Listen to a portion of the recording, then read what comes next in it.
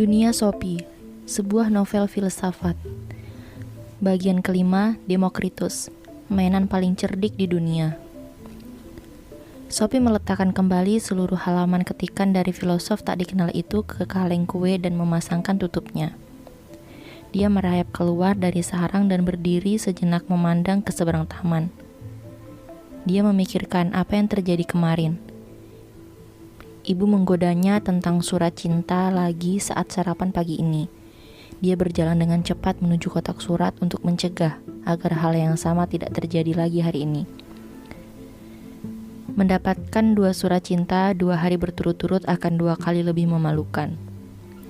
Ada satu lagi amplop putih. Sophie mulai melihat pola pengiriman itu. Setiap sore dia akan menemukan sebuah amplop coklat besar.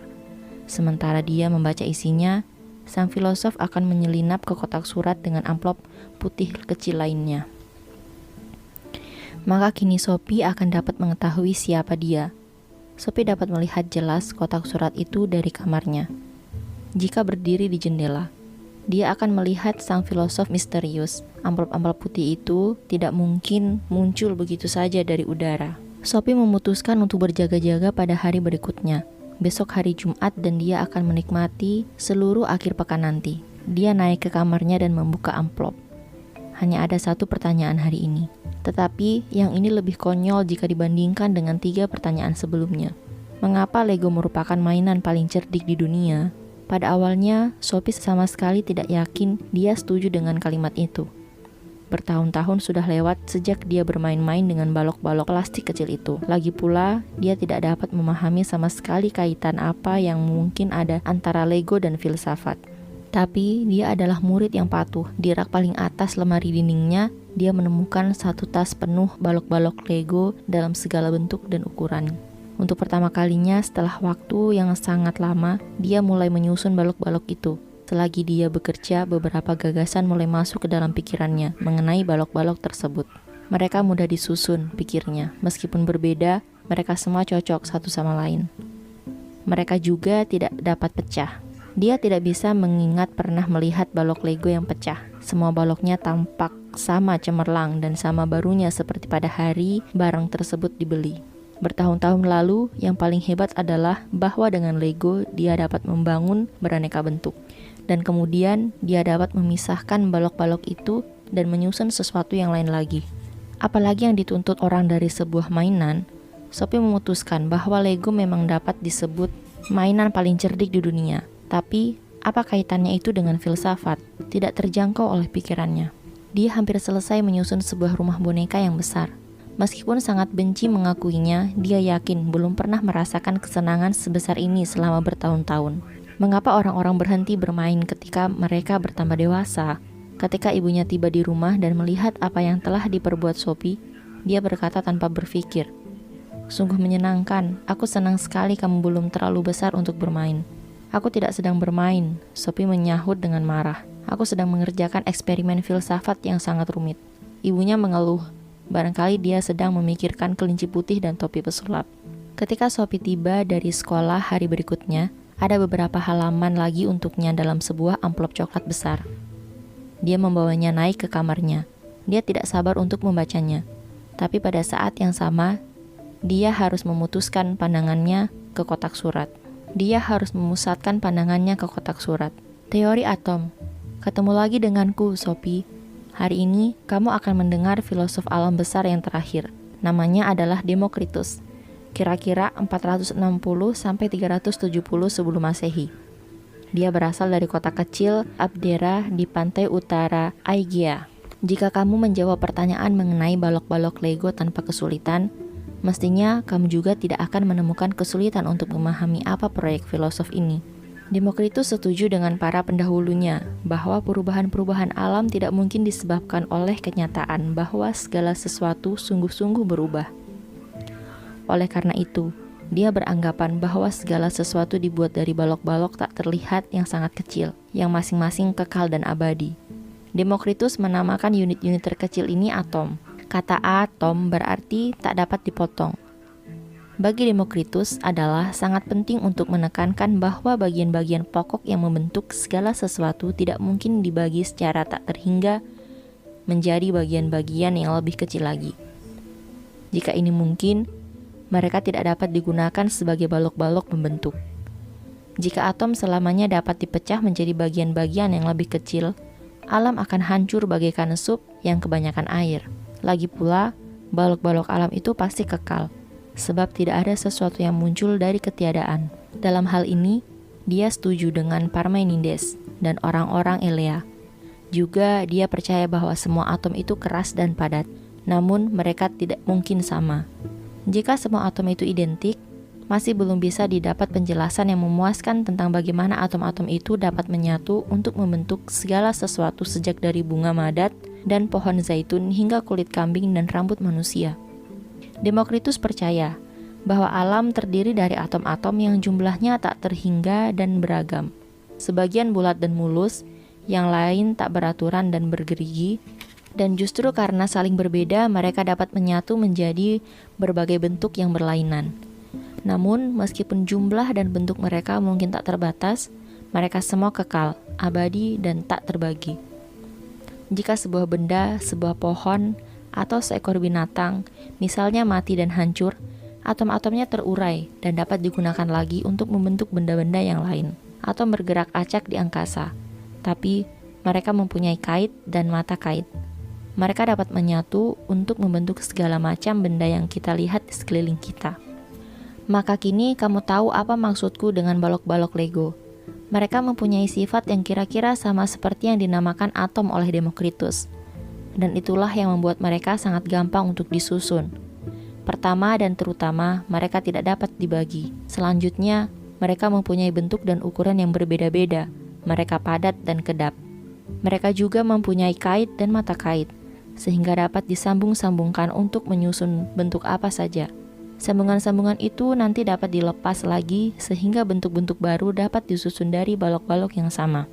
Kenyataan bahwa mereka dapat digunakan berkali-kali itulah yang membuat Lego begitu populer. Setiap bagian balok Lego dapat menjadi bagian dari sebuah truk hari ini dan bagian dari sebuah kastil besok. Kita juga dapat mengatakan bahwa balok-balok Lego itu abadi. Anak-anak sekarang dapat bermain dengan balok yang sama, sebagaimana kedua orang tua mereka dulu ketika mereka masih kecil. Kita juga dapat membuat benda-benda dari lempung, tapi lempung tidak dapat digunakan berulang-ulang, sebab ia dapat terbagi menjadi bagian-bagian yang lebih kecil dan lebih kecil lagi. Bagian-bagian yang sangat kecil ini tidak akan pernah dapat disatukan lagi untuk membuat sesuatu yang lain. Kini kita dapat menyatakan bahwa teori atom Demokritus kurang lebih benar. Alam memang tersusun dari atom-atom yang berbeda, menyatu dan terpisah lagi. Sebuah atom hidrogen dalam sebuah sel di ujung hidungku dulu pernah menjadi bagian dari belalai seekor gajah. Sebuah atom karbon di otot jantungku pernah berada di ekor dinosaurus. Namun pada zaman kita sekarang, para ilmuwan telah menemukan bahwa atom dapat dipecah menjadi partikel elementer yang lebih kecil.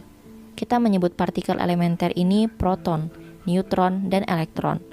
Mereka mungkin suatu hari nanti dapat dibagi menjadi partikel-partikel yang lebih kecil lagi. Namun para ahli fisika sepakat bahwa batas itu pasti ada.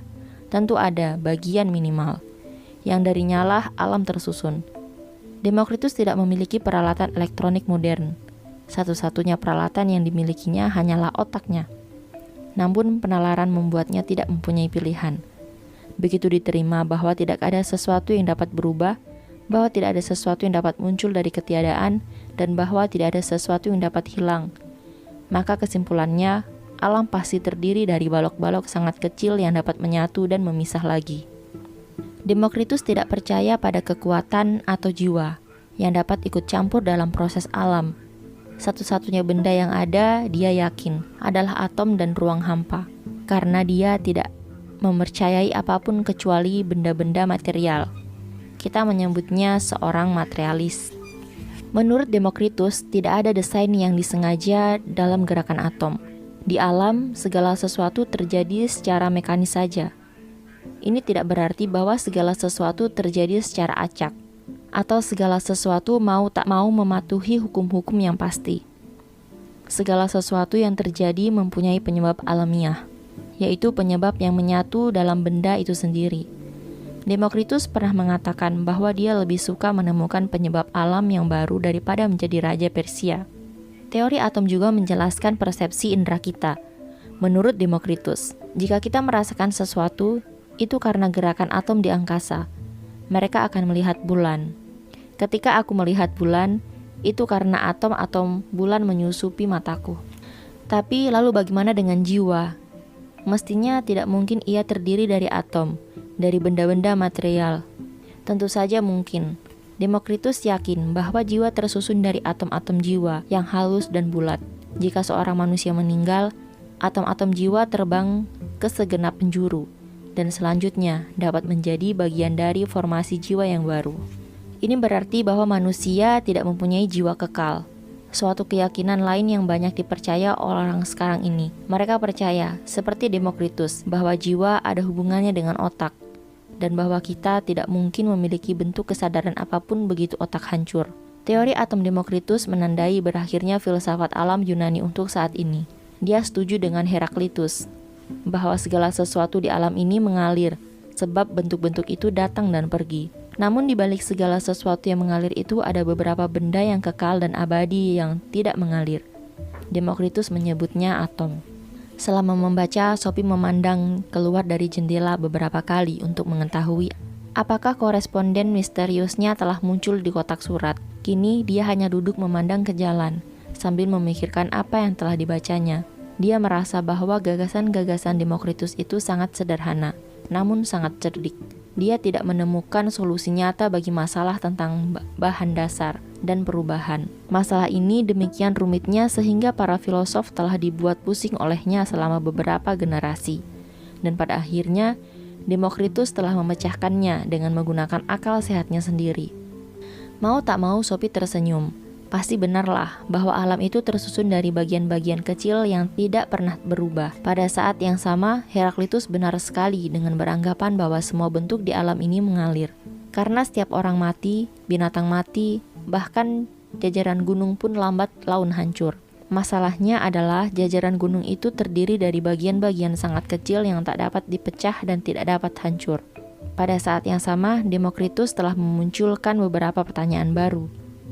Misalnya, dia mengatakan bahwa segala sesuatu terjadi secara mekanis.